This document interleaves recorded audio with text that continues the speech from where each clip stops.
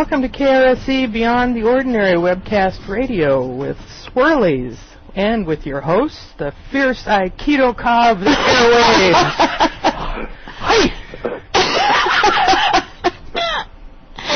Now, for listeners that don't know, it was absolutely, we were laughing and just so enjoying because Clif is with us today. Clif on high, as I think of him. And you dissipated my key with your laughter. That wasn't a very good one. Well, pretty good then. A lot of harmonization, yeah. But that is the way he described on his website. Yeah, and we'd love that reputation to take off like a fire. Well, there you go. We'll leave it up, and maybe it'll catch on. Yeah. Love it. Thank you. Clif, it's so good to have you back again after you being AWOL from BTO. Well, thank you very much. We've had a very disrupted set of plans, and so I'm back to work unexpectedly. I hadn't anticipated doing anything at all this summer, and I still intend to take some off. But not yet. No, we kind of, it's happening here too, and we just have to go with what universe wants. Yeah, exactly. Yeah, yeah. You can fight and you can push back, but you never win. So you better wise up and just let it shove you around a bit. Yeah. Oh, I look at it as guiding. I'm just stepping into that river current, I've had too many nasty experiences in rivers to use that analogy. They nearly killed me a half a dozen times, so I treat them with a whole lot of respect and do not put myself in them if I can avoid it. Well, see, it's all a point of reference. There you go. I've never done those kinds of wild things on the river, so to me it's a nice flowing current analogy. Well, I tell you what, you want a real education, go to the Nisqually sometime on a high flow day. I've read about that. Okay, Clif. If people want to now open a new tab and go to halfpasthuman.com and scroll down on that first page to the glyph, the crop circle, and go there, you can follow the design because that just absolutely fascinated me, Clif's opinions and conclusions, and did a lot to give me a very good concept of what to look for in crop circles instead of, wow, that's really awesome.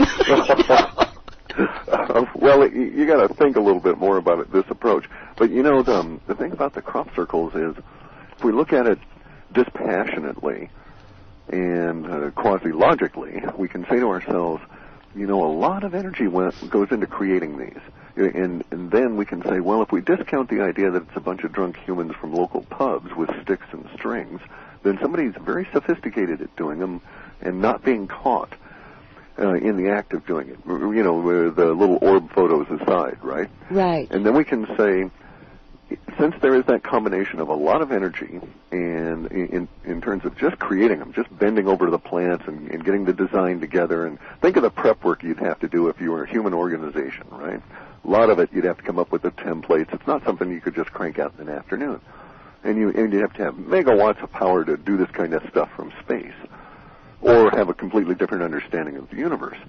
But nonetheless, it would take some amount of deliberate intent. Therefore, I say to myself, just based on that premise, that obviously somebody's going to a lot of trouble to try and communicate. And then I can put a period there, and then I can add a postulate. Maybe they're trying to communicate with me and anybody who wants to look at these things, or maybe they're trying to communicate with some specific a person or group, and it's some sort of shielded communication, if you will.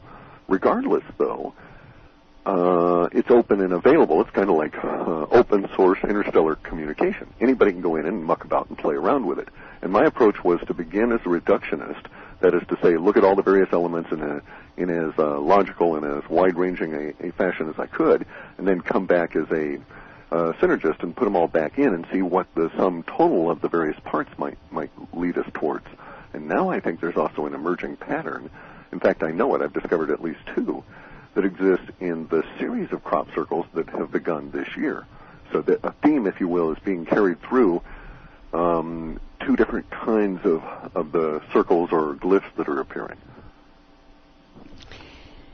Yes, but as I told you before, and for you it seems like no problem, but to me ignorance is not bliss, and to be able to even approach some things might be pretty obvious to most everybody, but to be able to truly get into it, knowledge of physics, of earth cycles, as you used here, of so many other things, is, if not absolutely necessary, totally useful. So you do a lot for me.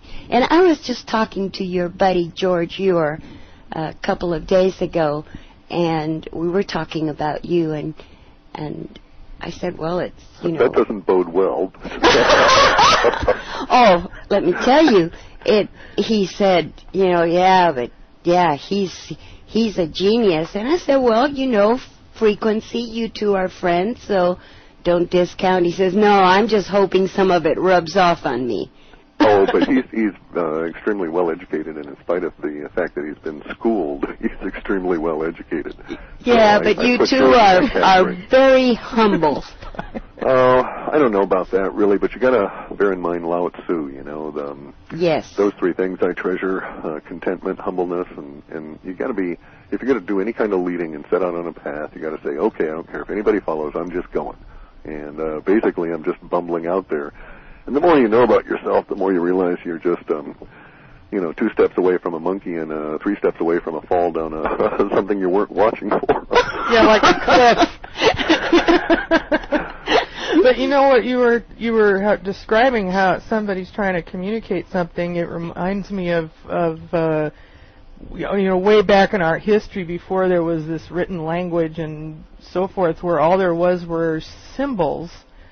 And the people would come for the big holiday or festival to the temple and go through the halls, and the symbols would be there, and they would know what all of that meant as they walked through the story.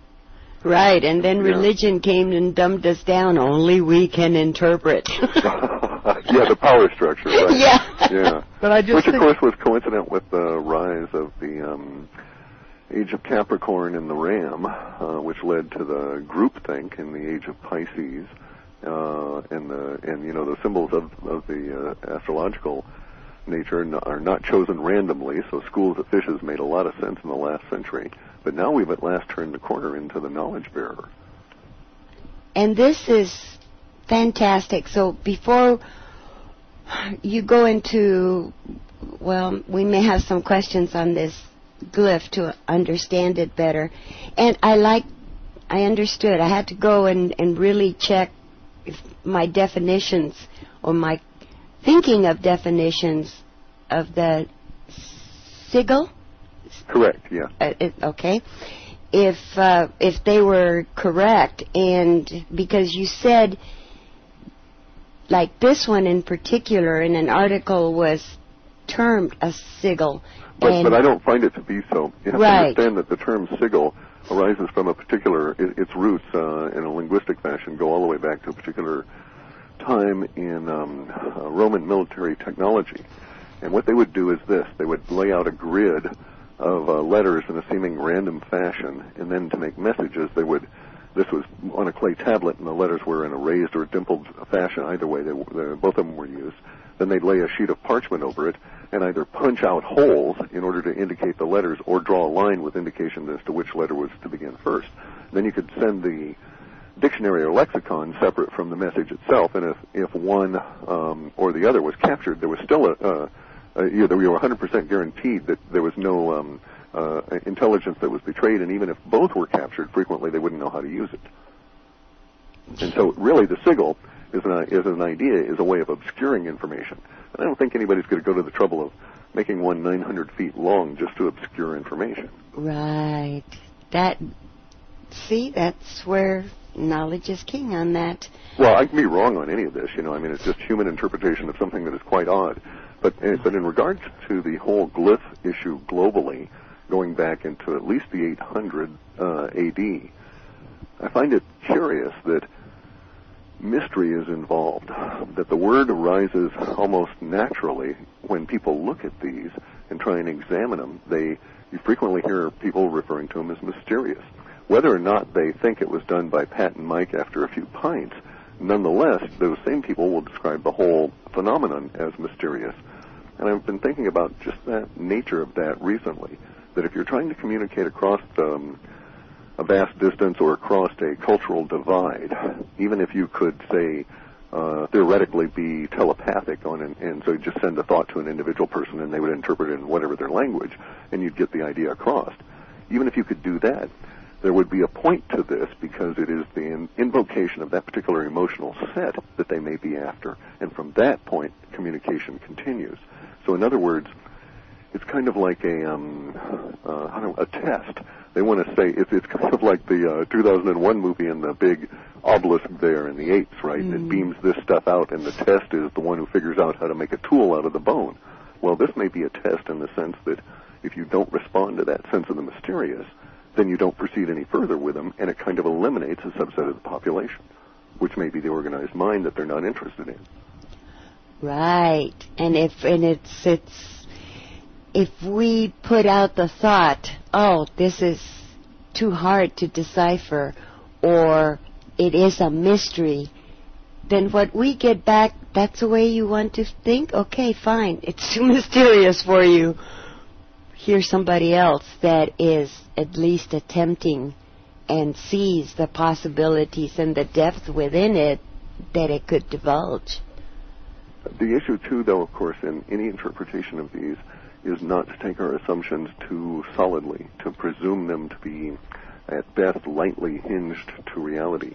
So recently we've seen some interpretation of the anima forms of the crop circles, the jellyfish et al., that are saying that theoretically these people are saying it relates to a giant solar flare or some activity on the sun, which is supposed to occur today, and that is to say the 7th of July. And the issue there, I find, with some of the interpretations is they're beginning assumptions. Some of the beginning assumptions are just asserted, and there's no support for them. They don't lay out any kind of reasoning as to why they make this assertion that this particular teardrop-shaped thing is supposed to be the Earth, in one reference that I'm thinking of. And in the other, it's saying that, well, the assertion is that the jellyfish looks like the curved magnetosphere. And it's like, well, yeah, that's fine, but from that point on,